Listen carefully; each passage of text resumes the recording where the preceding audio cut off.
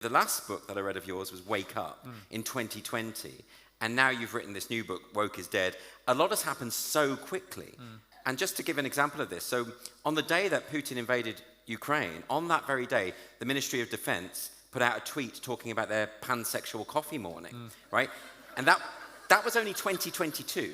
Something has shifted incredibly rapidly so that now you're able to write a book of this kind. What is it you think that has happened that's brought this on at such a rapid pace, this societal change? I think people have just realised that it's actually a very insidious attack on what this country is about.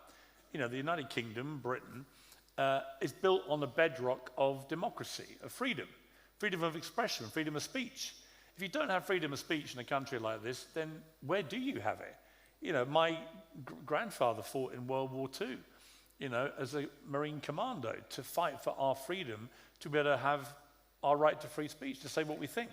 But in the last few years, people that have said what they think have been shamed, they've been vilified, they've been cancelled, they've been bullied, they've been fired from their jobs, often for the most tiny transgression that the woke brigade have decided is the worst thing that's ever happened. But in the process, the woke gang have become the very thing they profess to hate most. They've become a bunch of fascists, where actually, if you think about what fascism is, it's a group of people with a narrow worldview who try and bully and shame and cancel and kill, actually. And we started to see some of that as well with the murder of Charlie Kirk in America, someone I knew and interviewed several times, murdered because he was exercising his right to free speech.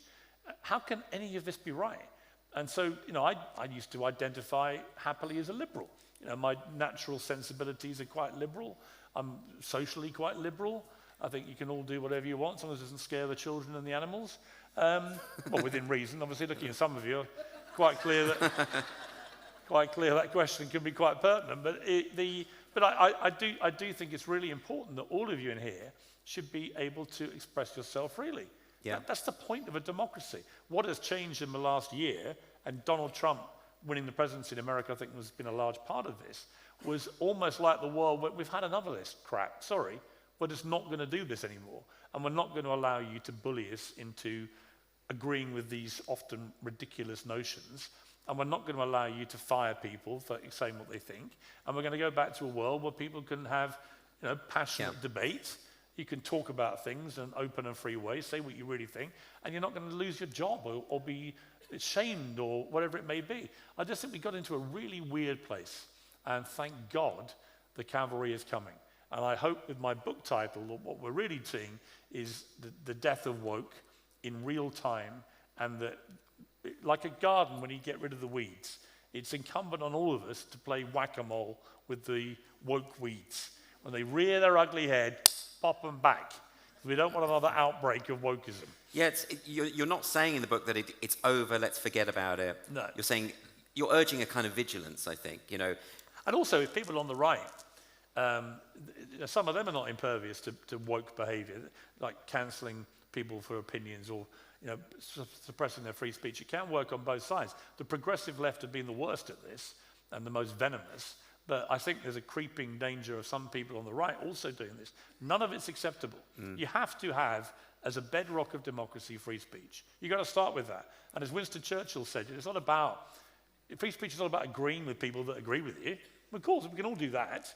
It's about tolerating other people's views, even if you find them offensive. But isn't there a risk that, I mean, at the moment we saw after the horrific murder of Charlie Kirk, thousands and thousands of people celebrating, clearly people who don't support freedom of speech, including the president-elect of the Oxford Union. Well, that was just the most extraordinary thing. So here you have this guy who's coming in to be president of the Oxford Union. It looks like he's now not going to be, but you know, he was coming in as the president-elect. I've done the Oxford Union a few times. It's probably the most preeminent debating society in the world. And they've had everybody there, prime ministers, presidents, you know, world leaders around the world, everyone. And this guy had actually debated back in May with Charlie Kirk in that chamber. Think about that for a moment. And when Charlie Kirk was murdered at a public event at a university campus where he used to go all the time with a moniker of "Prove Me Wrong" outside his little tent, and people would queue up and they would debate with him and try and prove him wrong. He was respectful, he was courteous, he may have views that some people in here wouldn't agree with, but he was very upfront about them, and he would debate and he'd listen to you and he would hear an alternative view and try and debate his way to a conclusion. This guy president-elect of the Union, responded to Charlie Kirk and the news that he'd been murdered in front of his wife and 2 young kids by posting LOL, laugh out loud. He found it hilarious. And then here we effing go, exclamation mark, jubilant, absolutely jubilant, that a guy he literally stood across a debating desk from 3-4 months earlier had been murdered for his free speech. And this guy wanted to run the Oxford Union? Now people say, well, hang on, Piers, if you say he shouldn't get that job, aren't you part of the cancel culture you hate? No, free speech doesn't come without accountability. If you want to be president of a speaking, debating society, and you think it's fine that people get murdered for their speech, you are not conducive to that role. That's not cancel culture. That is a cold, hard reality check. And there's a difference. You can't say anything, and even in America, which has the best defense of free speech, the First Amendment, probably of anywhere in the world. Even there, you can't run into a theatre like this and shout fire if it causes a stampede because there isn't a fire and people die.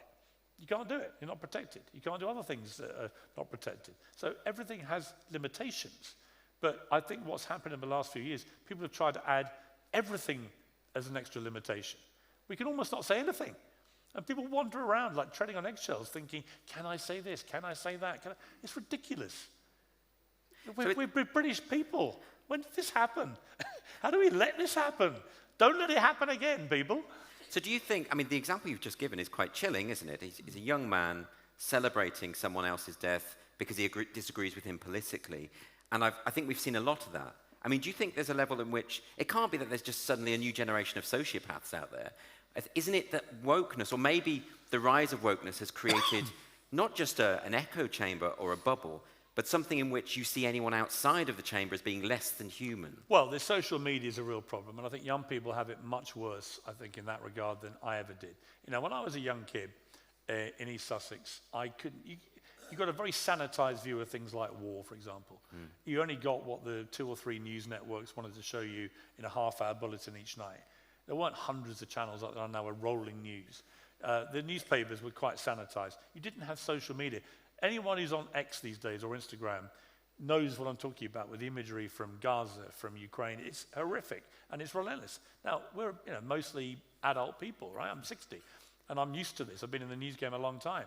Even it can affect. What's it doing to a 15, 16-year-old to be exposed to that all the time? I think that's really damaging, and I think we've got to be very careful about what we expose them to, because it's constant negative dopamine. Yeah. And it's going to have a really bad effect on people. Then there's the peer pressure. I remember in the middle of the George Floyd thing, which I was on Good Morning Britain, and I was doing a lot of coverage of this. I thought it was one of the most despicable things I'd ever watched, that video. A horrific murder of this guy.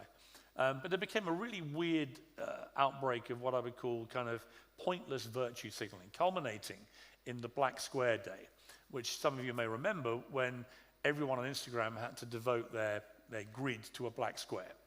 And I said to my sons, why? What's that going to achieve? Well, everyone's doing it, Dad. Yeah, I know everyone's doing it, but what does it achieve?